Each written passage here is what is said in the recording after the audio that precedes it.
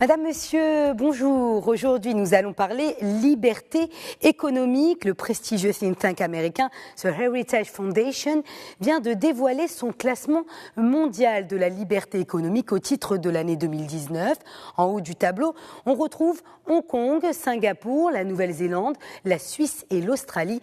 Ils sont considérés comme les pays ayant les économies les plus libres au monde. En revanche, le Zimbabwe, le Congo, l'Érythrée, Cuba, le Venezuela et la Corée du Nord occupent respectivement les derniers rangs du classement. Et le Maroc se place à la 75e place sur 186 pays. Une bonne performance que réalise le Royaume lorsque l'on sait que l'année dernière, le Maroc occupait la 86e place. Le pays se place derrière le Bhoutan et devant les Bahamas. Il devance aussi l'Italie qui est à la 80e place. Alors, avec nous pour en parler, Mohamed Znati, il est économiste et directeur de l'ENCG Tanger, l'École nationale de commerce et de gestion. Bonjour, monsieur Mohamed Znati.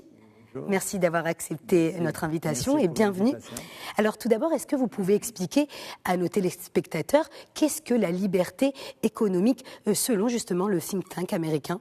Oui, comme vous venez de le signaler, l'indicateur de la liberté économique, c'est un indicateur établi par une fondation de renommée avec le concours de plusieurs instances et de plusieurs organismes, entre autres le Wall Street Journal.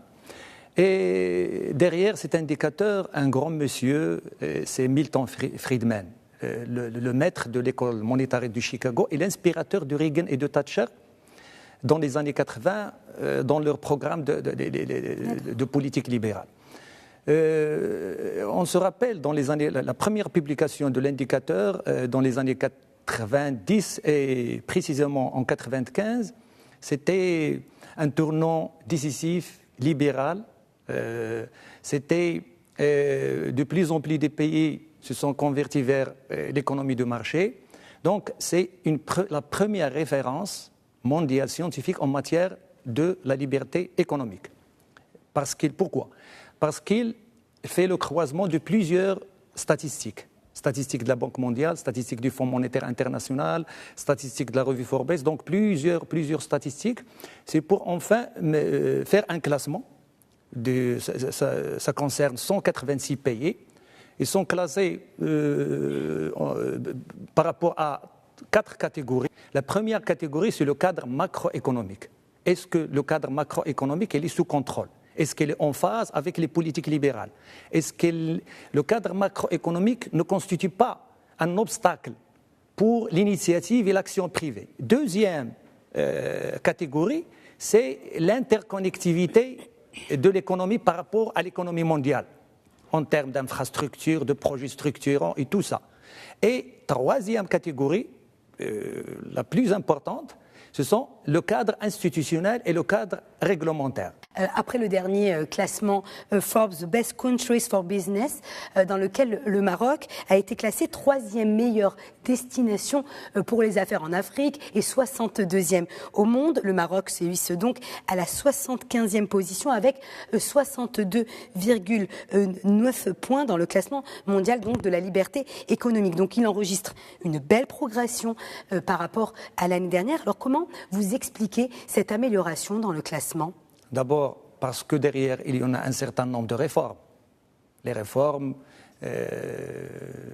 dès le début des années 90, qui se sont intensifiées dans les années 2000, et qui ont porté sur le cadre macroéconomique. Aujourd'hui, on est très bien noté à propos concernant les indicateurs du cadre macroéconomique. Elle est sous contrôle, elle est stabilisée. Donc, le Maroc, elle est noté entre 70 et 80 sur la politique budgétaire, parce que le dernier classement en 2015, il y a une amélioration depuis 2000. 2015, 2016, 2017 Donc, et 2018. Il y a une amélioration parce qu'il y a des réformes derrière. Si on se rappelle, les réformes de la caisse de compensation, c'est un point positif pour le classement. Le contrôle des déficits budgétaires, c'est un point positif pour le classement. De plus en plus d'investissements ? Oui, aussi. Non, c'est un indicateur riche en enseignement. L'indicateur de la liberté économique et les révélateurs pour l'investisseur étranger, comme quoi c'est l'économie de marché, c'est une économie libre, ou bien elle est classée moyennement libre, parce qu'il y a 3 types de classement. Il y a les économies libres, ce sont peu d'économies qui sont qualifiées comme libres.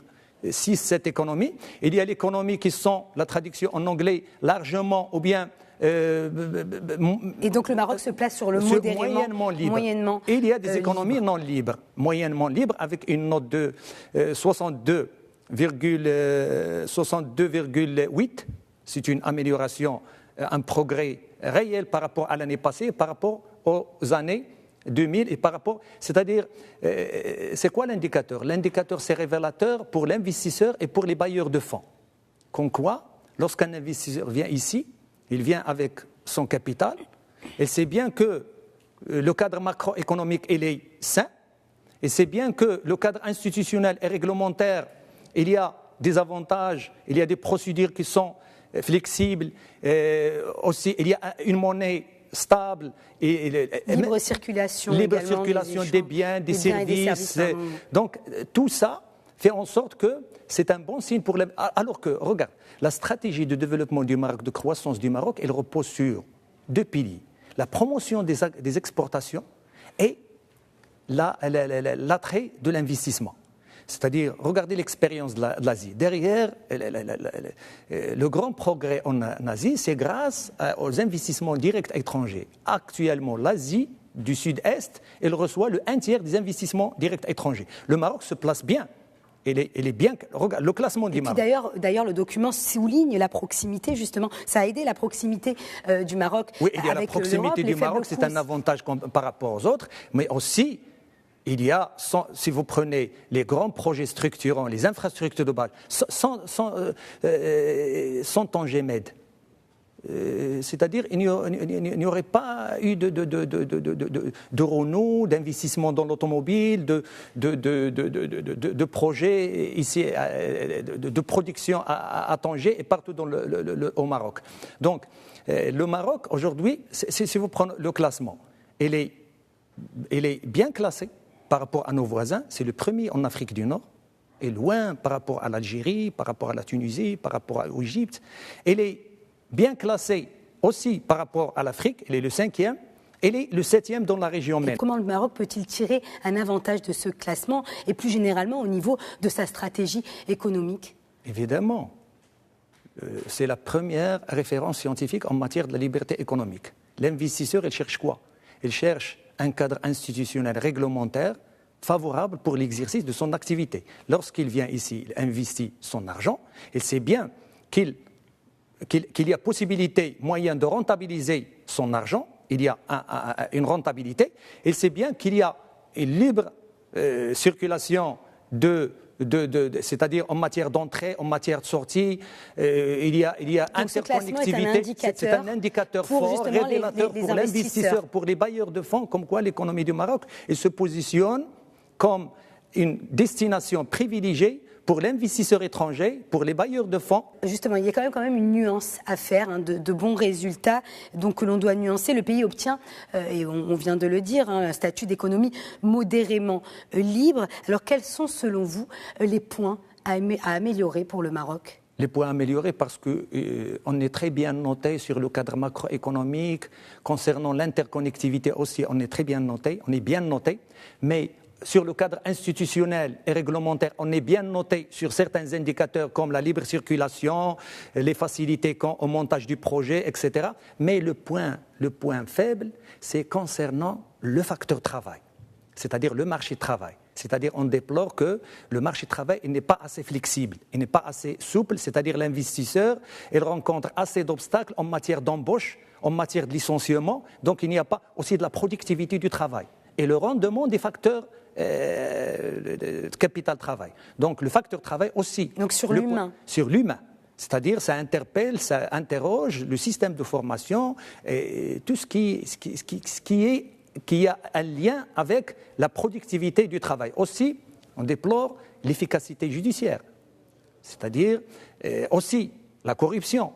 Donc, c'est-à-dire 3-4 points qui sont mal notés, qui ne sont pas bien notés, une note entre 30 et 40, et qui fait en sorte que le Maroc, s'il parvient à améliorer son score sur la productivité du travail, la formation, le cadre réglementaire un petit peu qui est lié avec l'administration, avec l'efficacité judiciaire, on peut progresser davantage dans le classement. On espère être parmi les top 50. Alors il nous reste très très peu de temps. D'autres pays africains comme la Côte d'Ivoire sortent aussi leur épingle du jeu. La Côte d'Ivoire occupe désormais la 78e place du classement et d'autres pays sont, et on l'a dit aussi, économiquement non libres. Le Maroc arrive en tête du classement au niveau donc de l'Afrique du Nord et nos voisins algériens, vous l'avez dit aussi, occupent la 171e place. Il s'agit donc selon le think tank d'une économie donc non libre. Alors est-ce que cela signifie que c'est une économie répressive? Comment l'expliquer finalement? Oui, effectivement. Il y a la dernière catégorie, les économies non libres, ça veut dire que pour l'investisseur, c'est un mauvais signe. C'est-à-dire il n'y a pas possibilité du mouvement et de circulation des biens et des services, il y a des restrictions, parce que c'est l'indicateur de la liberté économique et une mesure, est-ce que l'économie du marché fonctionne selon les standards et les exigences à l'international ou non. Les 50 premières économies sont des économies développées avancées, ou bien qui ont réussi à faire décoller leur économie. Alors que les dernières économies, ce sont des économies sous-développées. Donc on associe l'indicateur de la liberté économique à la croissance, au développement, au bien-être. Mais ce n'est pas généralisé. Si vous prenez l'Italie, elle est mal classée, mais c'est un pays qui fait partie des G7, du groupe des 7, c'est un pays industrialisé, c'est un pays. Donc pour certains cas, on ne peut pas dire qu'un indice de liberté économique supérieure, il est toujours associé avec la croissance et le développement économique. C'est-à-dire, c'est quoi l'indice de liberté économique? Il nous renseigne que le pays, il répond à un certain nombre d'exigences. Pour l'investisseur, pour le bailleur de fonds, il peut ramener son argent, investir et rapatrier son profit. Donc, il y a possibilité de l'exercice, il n'y a pas d'obstacle, d'entrave à l'exercice de l'activité économique de l'initiative privée. Le Maroc est oui, le Maroc, il se positionne, il y a une belle progression par rapport aux années passées. Et derrière, il faut préciser... Mais des progrès restent à faire, bien entendu. Effectivement. Merci Mohamed Znati. Je rappelle que vous êtes économiste et directeur de l'ENCG, l'École nationale de commerce et de gestion, ici à Tanger. Merci à toute l'équipe technique et merci à vous, chers téléspectateurs. Restez avec nous. L'information se poursuit sur Média 1 TV et Média 1 TV Afrique. Portez-vous bien.